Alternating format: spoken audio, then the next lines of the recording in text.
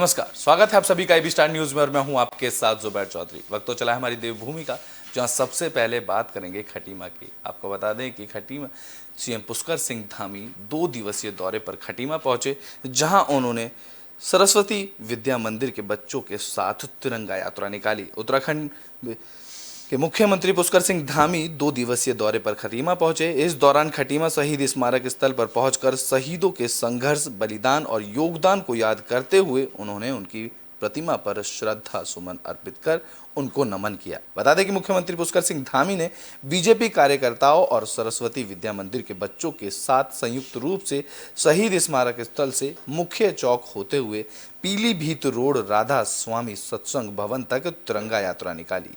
हर घर तिरंगा अभियान को सफल बनाने और देश की एकता और अखंडता को प्रबल बनाने का संदेश दिया गया। इस दौरान मुख्यमंत्री ने मीडिया से बातचीत करते हुए बताया कि जिन्होंने देश की आज़ादी के लिए अपने प्राणों की आहुति दी है, उनकी स्मृति में आज हम आज़ादी का अमृत महोत्सव की 75वीं वर्षगांठ मना रहे हैं।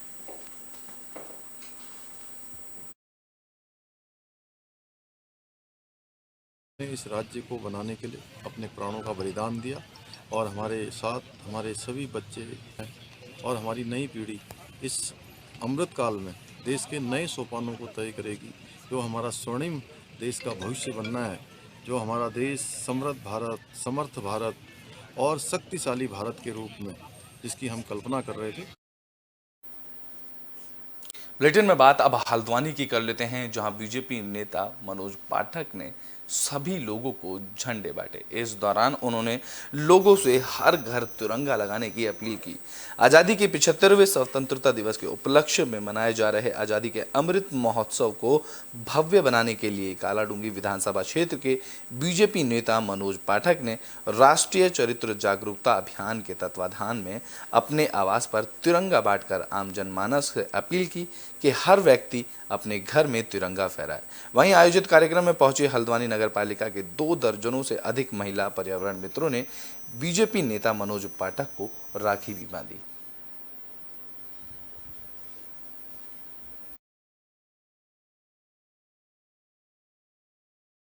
का संकल्प लेते हुए राष्ट्र प्रथम के भाव को व्यवहार में लाते हुए हम सब लोग अग्रणी होकर के काम करेंगे। और वो पर्व हम साथ साथ मना रहे हैं। सारी बहनें आई हुई हैं, सभी समस्त जनता यहाँ पे उपस्थित है, तो बहुत अच्छा लग रहा है। जी सर, हमें बहुत अच्छा लग रहा है और हम इस लायक हुए कि किसी ने। बुलेटिन में बात अब उत्तरकाशी की कर लेते हैं, जहां स्कूली छात्र छात्राओं ने तिरंगा यात्रा निकाली। इस दौरान उप जिलाधिकारी ने सभी लोगों को झंडे बांटे।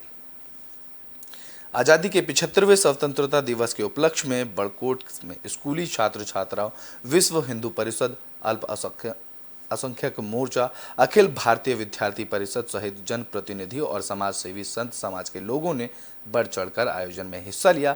इस दौरान स्कूली छात्र छात्राओं ने तिरंगा यात्रा निकाली।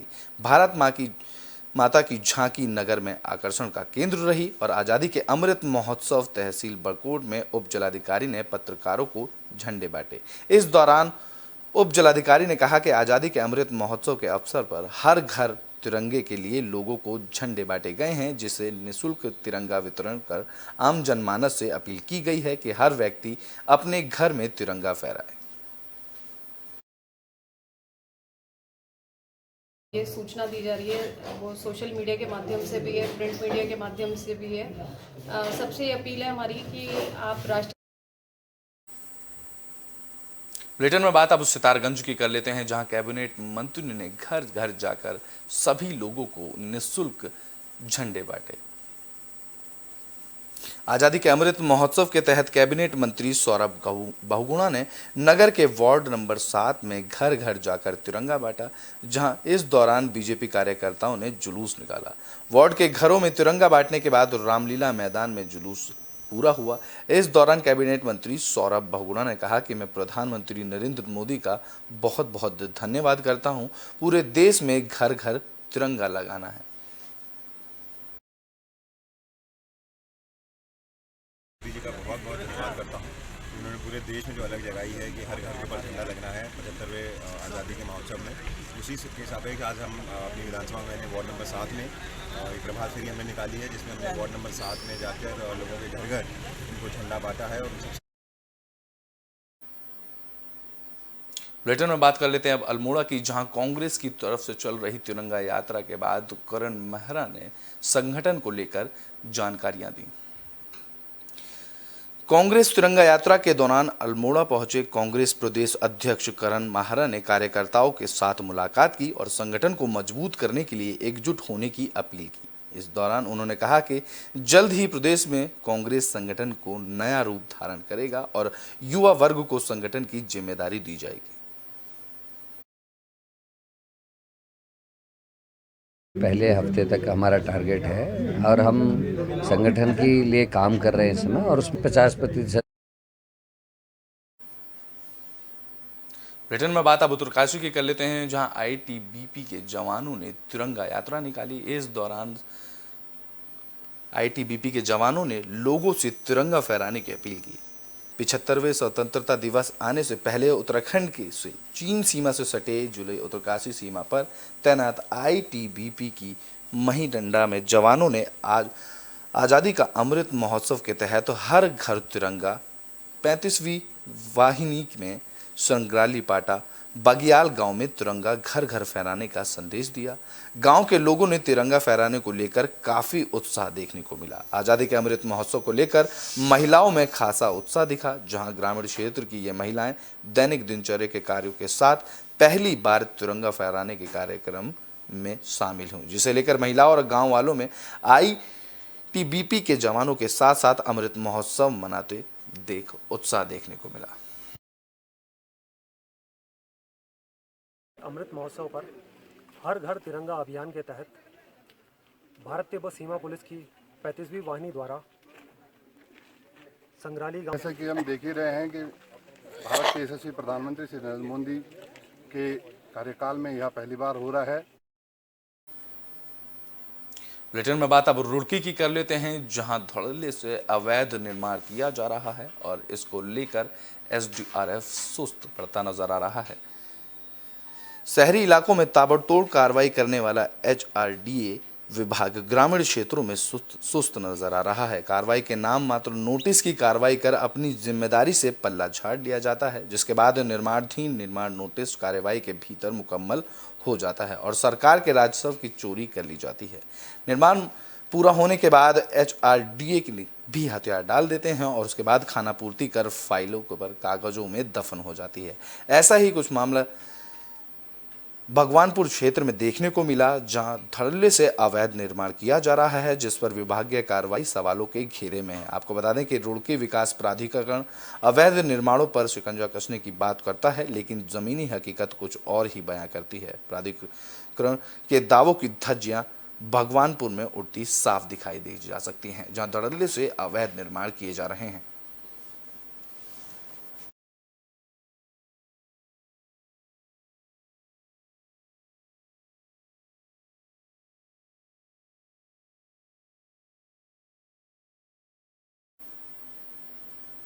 बुलेटिन में बात अब नरेंद्र नगर की कर लेते हैं, जहां जेसीओ शशि प्रकाश का निधन हुआ। इसके बाद सैन्य सम्मान के साथ उनका अंतिम संस्कार किया गया। मेघालय के शिलांग में जेसीओ के पद पर तैनात 54 साल के शशि प्रकाश रियाल का हृदय गति रुकने के बाद बीती 9 अगस्त को ड्यूटी के दौरान निधन हो गया, जिसमें मृतक जेसीओ की डेड बॉडी उनके हॉल निवास गंगा विहार राजीव नगर देहरादून लाई गई।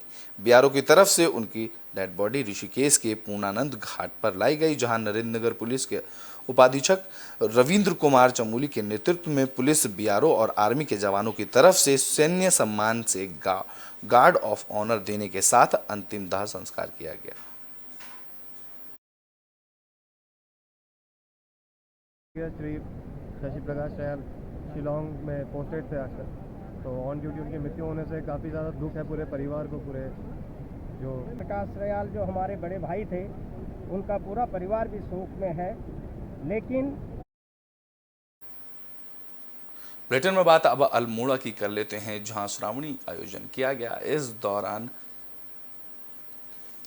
वैदिक मंत्रों के साथ अनुष्ठान किया गया। श्री भुवनेश्वर महादेव मंदिर कर्नाटक खोलारमोड़ा के तत्वाधान में सामूहिक श्रावणी उपाक्रम वैदिक मंत्रों के साथ कार्यक्रम आयोजित किया गया, जहां श्रावणी उपाक्रम में समस्त क्षेत्रवासियों ने संयुक्त रूप से अपनी रक्षा सूत्र और यज्ञोपवीत को प्रतिष्ठित किया। इस दौरान श्रावणी उपाक्रम संयुक्त रूप से मनाया जाता है और वैदिक मंत्रों और शंखनाद के साथ अनुष्ठान भी वहां किया गया।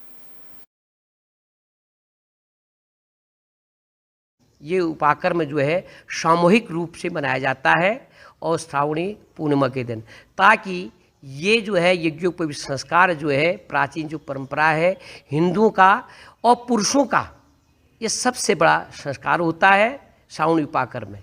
तो इसको संरक्षित करने के लिए, इस परंपरा को आगे बढ़ाने के लिए, ताकि ये परंपरा जो है हमारे ऋषियों की दी हुई परंपरा, ये हमारा धार्मिक ये संस्कार जो है, ये सनातन संस्कृति जो है वो बची रहे। इस परंपरा को, इस संस्कृति को बचाने के लिए हर वर्ष जो है इस भुवनेश्वर महादेव मंदिर के आंगन में जो है सामूहिक रूप से सारे पूरे पंचांगी कर्म करने के पश्चात अरुंधति सहित सप्तर्षि की पूजा करता है और ऋष तर्पण के पश्चात जो है यज्ञोपवीत की प्रतिष्ठा करके, उसके तंतुओं की प्रतिष्ठा करके यज्ञोपवीत धारण किया जाता है, ताकि हम सनातन धर्म का पालन करें और आने वाली पीढ़ी भी जो है। बुलेटिन के आखिरी में बात करेंगे उत्तरकाशी के सर्पगंध औषधि की। आपको बता दें कि इस औषधि की खेती उत्तरकाशी में की जा रही है। सर्पगंधा औषधि के पौधे की ऊंचाई की लगभग 6 इंच से लेकर 2 फीट की होती है और इसके फूल मुख्य रूप से गुलाबी और सफ़ेद रंग के होते हैं। इस पौधे के लिए राउलफिन नामक उक्षाकार पाया जाता है, जहां सर्पगंधा के नाम से इसे जाना जाता है और ये सांप के काटने पर भी दवा का काम करता है, जिसमें सांप के काटने के अलावा इसे बिच्छू काटने के लिए स्थान पर भी लगाने से राहत मिलती है। इस पौधे की जड़, तना और साथ ही पत्ती भी इस दवा में काम आती हैं। इस पौधे पर अप्रैल से लेकर नवंबर तक लाल फूल लगते हैं और इसकी जड़ें सर्पीली होती हैं, जिसे सर्पगंधा औषधि गुणों से भरपूर पौधा माना जाता है। इसकी खेती उत्तरकाशी में की जा रही है, जिसके लोग ज़्यादा से ज़्यादा लोग इसको बढ़ावा भी दे रहे हैं।